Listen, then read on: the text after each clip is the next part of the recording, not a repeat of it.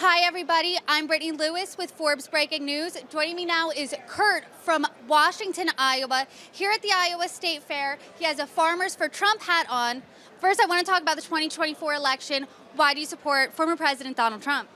Well, I want a president that's going to stand up for America. He's going to stand up for our rights as citizens and make sure that we have good trade around the world and we can get our farm products that we're raising here in the United States shipped around the world. You did say you were a farmer. How do you think he will help farmers the most? Well, I think that a lot of the things he did with China on the getting the fair trade back, because they were taking a lot of our intellectual property whenever we were selling products to them. We had to give them how we did everything. He straightened the trade out with Mexico and Canada. He just made the deals a lot better. That were a lot more not in our favor, but fair for both countries to be dealing with. When you're voting in the primary, what is that top issue, that top kitchen table issue to you that matters the most when you're casting your ballot? The economy. As a farmer, you borrow a lot of money, and so money has gotten very expensive right now, and so it costs us a lot more to produce stuff. We've got to deal with a lot of regulations, so we got to watch where those are going to. And then the border thing is a big deal with me also. We need immigrants in this country to do some of the farm labor that we need, but we've got to have it fair. We've got to have it legal. I want to make sure that we get that border straightened back out down there. I've had the privilege over the past few days to talk to Iowans and talk about who they're voting for and why. And something that hasn't come up, which has been in the headlines, are Trump's 3 indictments. Does that matter to you at all as a voter? Does that sway your opinion? What do you think about that? The indictments, to me, are just a smokescreen of the government trying to cover up for what it's doing wrong itself. It does not seem fair at all from both one side to the other. They're extremely targeted at him. I just think it's a DC smokescreen, and those people need to get out in the real world out here, get out where the voters are at, where we're producing stuff and making money to make this country go forward. It's just a smokescreen. When I've talked to Iowans, they've said that they feel there's a disconnect between D.C. and what's going on in Iowa. First, do you agree? And second, why do you think that is?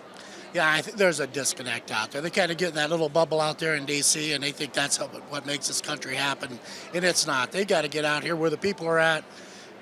Look around this state fair here. There's all kinds of people out here. They're living their lives, and out there they lose reality.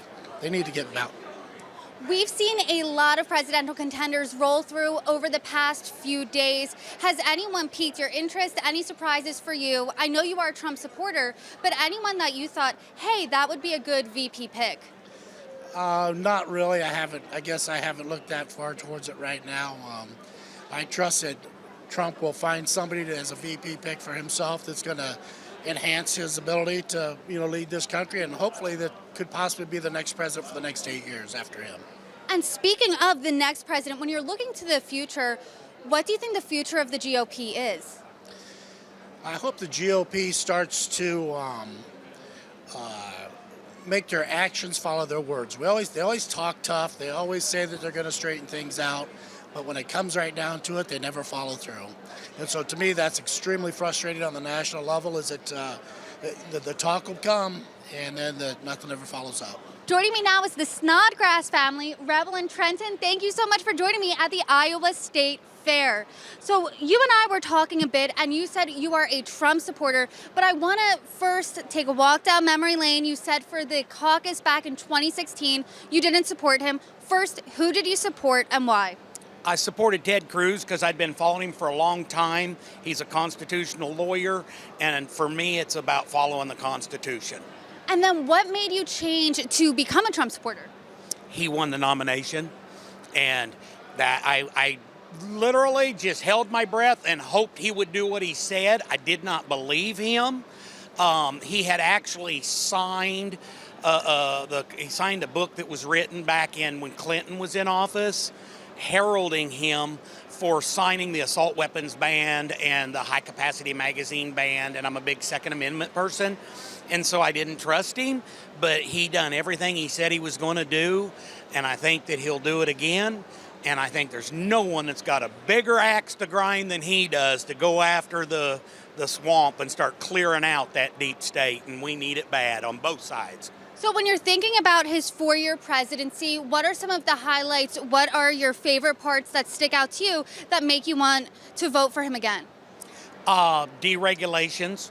You know, for every regulations that went in, he cut regulations instead of just keep bloating that red tape and bureaucracy. The economy, he's a businessman. He done such a great job of turning the economy around from where we were. And we had a great 4 years. And if he could do that when he had all of those people supposedly on his side fighting against him, I think that if we just need to vote more people in like him, independent people. I don't even like labels. I'm just an American trying to feed my family. I want somebody running the country that's going to make the country better for me and my family and the generations to come. Not somebody that's worried about China or Ukraine. You know, I don't think we should be over there. I don't think we should be blowing that money. We shouldn't be letting like 7 million immigrants come across the border illegally. I'm pro-immigration. You know, I mean, I've got 44 employees, and many of those are Hispanics and different nationalities. I don't care your sex. I don't care your color. I just want to hire people that are like myself. They're just trying to feed their family and they want to work to do it. I've had really the privilege and the opportunity to talk to a lot of Iowan voters, and something that hasn't come up when I'm speaking with them is Trump's 3 indictments over the past few months. As a Trump supporter, do you care? I would vote for that man if I had to go to prison and pull the lever. I would vote for him if he was in prison. He has my vote, and I won't vote for anybody but him. And I think that is echoed all across this land. A bunch of political contenders have been through the Iowa State Fair within the past few days. Has anyone surprised you? And as you said, you are a staunch Trump supporter no matter what. But has anyone piqued your interest when where you thought, hey, that could be a good vice presidential pick? Yeah. I like the Swami dude. I don't know how you... Vivek Ramaswamy. Yes. I've watched a lot of his videos online and stuff. I like him. I like Kennedy. I think Kennedy is really ringing the bell. You know, like I said, I'm not a Democrat. I'm not a Republican. I just am an American, and I want somebody that's going to represent the American people. It is the job of our elected officials to represent us. And for some reason, they get in there, and all of a sudden, they're representing everybody but us. And so that's what's important to me. As the polls are shaking out here, it's looking like a 2020 rematch. Do you think Donald Trump will be victorious this time around? And what do you think the future of politics in America is? Well, I think he's definitely going to win. I think he'll probably win by higher margins than he did even the last time. They're working so hard against him. Even the Republican Party are spending money working against him. You know, I'm getting stuff served to me on my phone that's saying, well, I'm an independent and I just couldn't vote for that man this time around. I'm going, nothing's changed. We've got more of the same. You know, nothing has changed in my mind at all. He's the only candidate willing to work for us. And I know when he came to Iowa in 2016, when he was going around campaigning, he actually carried a notebook with him. And if you brought something up that he thought was, you know, he hadn't thought of, he would write it down. And every day that man got up, he was checking off promises. That's the first time I ever seen a politician get lambasted in the media for following through with what he said because he didn't use rhetoric. You know, and rhetoric is just another word for they're lying to you. They want your vote, and then afterwards they do what they want. A common theme that I've really, gleaned in my conversations with Iowans is that they feel there is this disconnect between the heartland, Iowa, and Washington, D.C. Do you agree with that? And why do you think that happens? And how could that be fixed? I don't know. You know what? I don't claim to be smart enough. Matter of fact, I'm giving you my opinion. I'm not saying my opinion is better than anybody else's. That's just how I feel. And as I talk to literally thousands of people every year because I have a business and I'm in everybody's homes, that's what we talk about. It's always coming up. And so I think that, in my personal opinion, I think that Trump is the best candidate to handle it. He does pay attention to everybody equal.